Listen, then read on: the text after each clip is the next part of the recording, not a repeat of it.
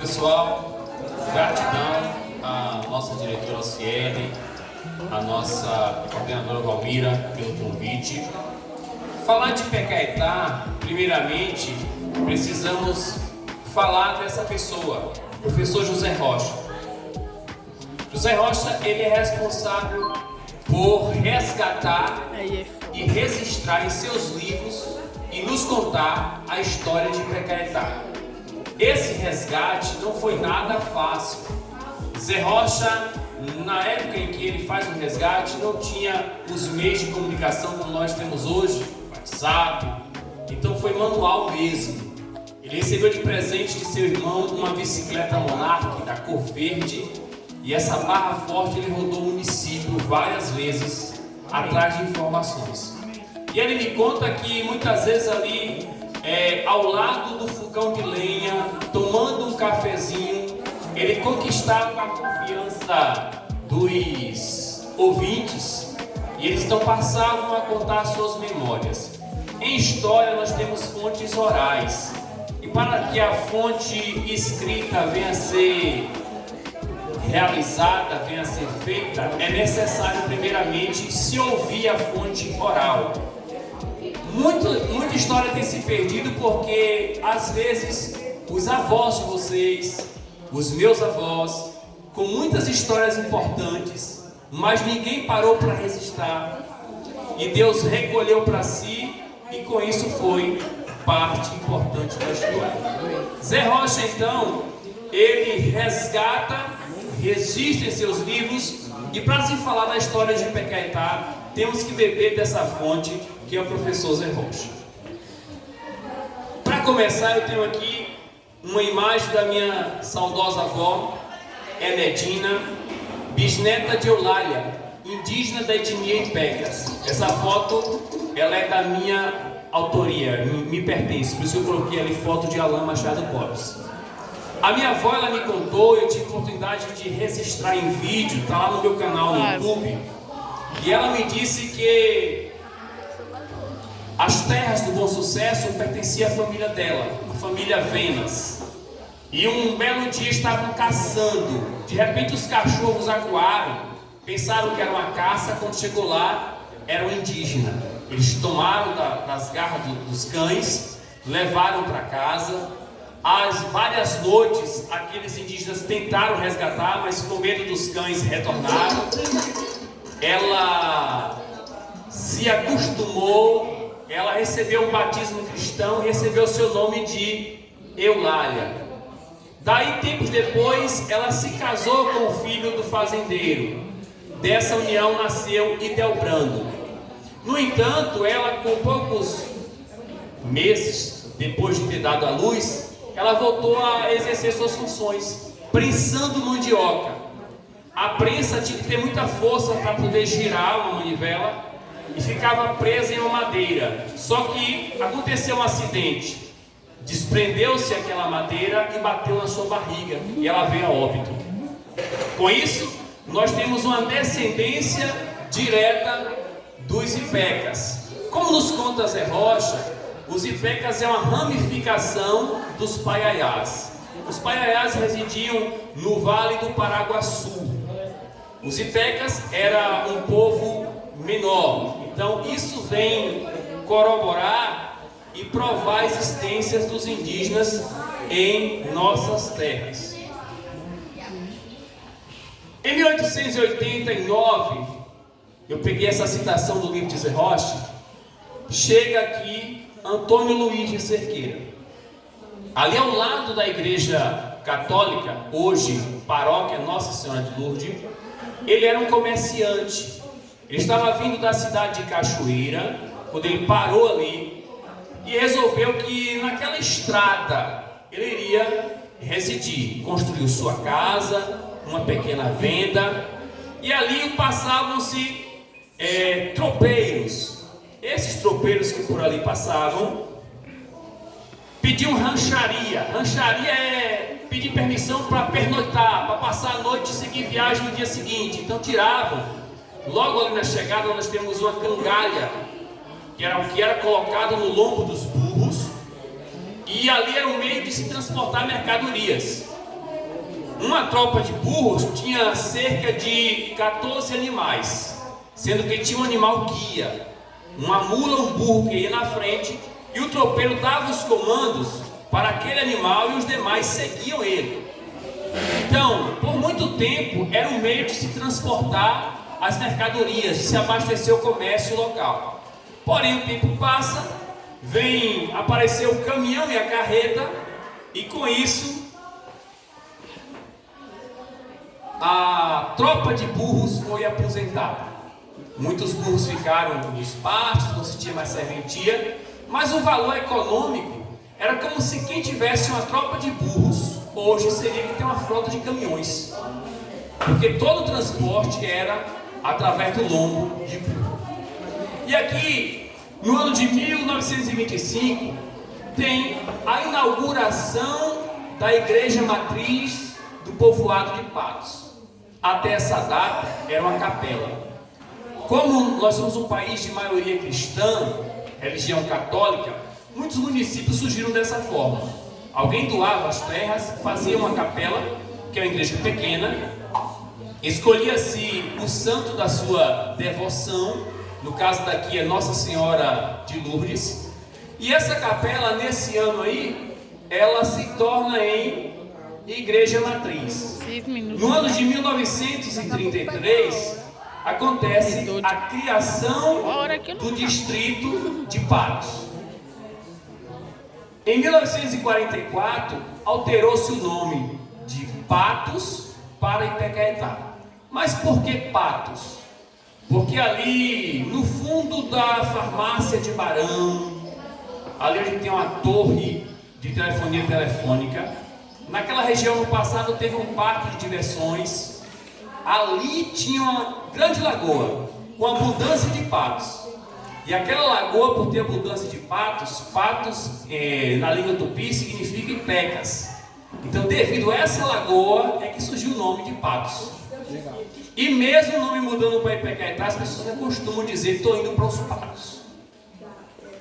Aí acontece a alteração do distrito de Patos para Ipecaetá em 1944. Em 1953, criou-se o distrito de Cavunge. O seu primeiro nome era Nova Floresta, mas aí optou-se por Cavunge. Eu trouxe essa foto já pós-emancipação de 83 para mostrar a vocês que mesmo depois da emancipação ainda continuava um ambiente bem natural, por assim dizer, um ambiente de raiz, né? As casinhas simples, a igreja matriz. Então, é aí que Ipecaetá começa a se desenvolver aos poucos. É importante frisar que nem se sonhava em ter a Avenida Posidônio de Souza. O caminho que ligava Ipecaetá a Santo Estevão era descendo pela igreja matriz, passando do lado da casa de seu neném, passando pelo tanque velho e dando a volta. Depois é que se cria a Avenida Posidônio de Souza. Então os tropeiros passavam por ali, era uma via de transporte. Com a chegada do caminhão,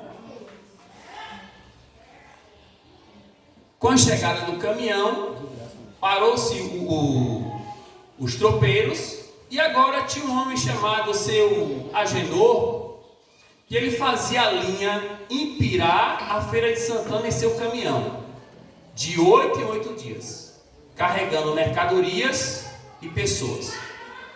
E no ano de 1946, instalou-se em Ipecaetá, porém na sua zona rural, a primeira denominação evangélica.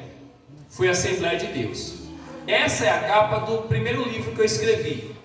Esse livro eu já disponibilizei para a Prova Almira.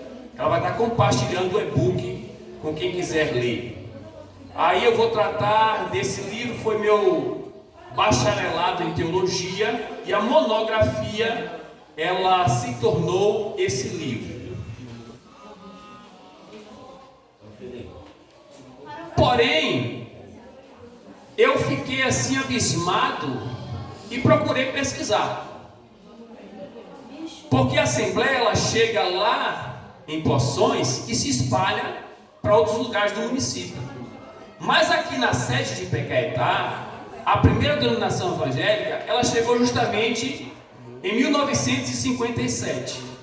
O saudoso pastor João Pedro de Oliveira, ele veio nesse meio de transporte, nesse caminhão de Feira de Santana para aqui, hospedou-se na pensão da saudosa Bastiana, e ele então disse que desejava construir um templo evangélico aqui no distrito de Pecaetá. Onde hoje é a Câmara de Vereadores, era um armazém que pertenceu ao saudoso Jaime Passos de Souza. Ele então, como era juiz de paz aposentado, pediu e Jaime cedeu o ambiente para que ele pudesse realizar os cultos. A igreja era o Brasil para Cristo. Porém, depois da emancipação, em 1962, Jaime Passos pediu o ambiente a ele e doou um terreno para ele construir o primeiro templo, onde hoje é a farmácia Ipecaetá. Ali foi construído o templo Avivamento Bíblico. Por quê? Houve uma fusão entre igrejas. O que é fusão? Quando a igreja ela cede o seu imóvel através de escritura para outra igreja. O Brasil para Cristo ela cedeu para o Avivamento Bíblico. Por isso que o Avivamento Bíblico se instalou aqui em Pecaetá. Esse é meu segundo livro. Também compartilhei com a Provamília o e-book para quem quiser ler. E chegamos na parte mais importante da nossa história. Sem ele, sem Vivaldo Ribeiro dos Reis, e Pecaetá ainda continuaria pertencente aos domínios de Santo Estevão, ou quem sabe outra pessoa faria isso. No entanto, no ano de 1958, Vivaldo dos Reis se candidata e é eleito vereador em Santo Estevão, representando o distrito de Pecaetá. O sonho de Vivaldo era ver Pecaetá emancipado de Santo Estevão. Ele nunca negou isso. Ele então começa o seu projeto de emancipação. No entanto, havia outros vereadores daqui de Pecaetá que estavam lá, mas que não apoiavam a ideia. Vivaldo então ele usa de estratégia. Ele então busca votos da oposição. Ele se disfarça e vai à casa do prefeito Noia na época. E na mentalidade dos políticos da época, volto a frisar, na mentalidade dos políticos da época, pactos era como se fosse uma sarna. Eles queriam se livrar dos pactos. Eles viam os pactos como um atraso. Então o prefeito disse: não, vamos votar com você. Quando o projeto vai para a Câmara de Vereadores, é aprovado. E com isso então, Vivaldo consegue o seu tão sonhado sonho, que é emancipar Pecaetá. Então amanhã estaremos comemorando 61 anos de emancipação política. Vivaldo se candidata a vereador, é eleito, apoia Jaime Passos, que é o primeiro prefeito. Jaime Passos também se candidata e ganha como presidente da Câmara. E quem dá a posse ao prefeito e demais vereadores é o presidente. Então Vivaldo que deu a posse aos demais vereadores e ao primeiro prefeito, que foi Jaime Passos. Vivaldo se torna o segundo prefeito de Pecaetá. E recentemente eu entrevistei o sobrinho dele, o Wilson. Vocês vão encontrar lá em meu canal a entrevista, onde ele fala do porquê Vivaldo se distanciou de Pecaetá, da sua tristeza, da falta de reconhecimento que se tem por Vivaldo em praça pública, porque pela grande importância que ele teve para a nossa história. No entanto, isso ainda não aconteceu. Mas estamos aqui diante de uma geração de pessoas que têm suas próprias histórias e que os governantes possam pensar nessa forma de homenagear Vivaldo. E eu quero encerrar dizendo que cada um de vocês aqui estão, sua história é de grande importância, certo? Quando eu escrevi meu segundo livro, História do Avivamento Bíblico, foi no meio da pandemia. Então eu usei muito do WhatsApp para entrevistar as pessoas. Tive que usar as medidas protetivas para ir até as pessoas, entrevistá-las. Uma das minhas fontes foi seu domicílio, certo? E então eu consegui produzir. E vocês que aqui estão podem ser os futuros historiadores de Tecaetá, historiadoras de Tecaetá. Com isso eu encerro a minha fala e agradeço a atenção de todos vocês.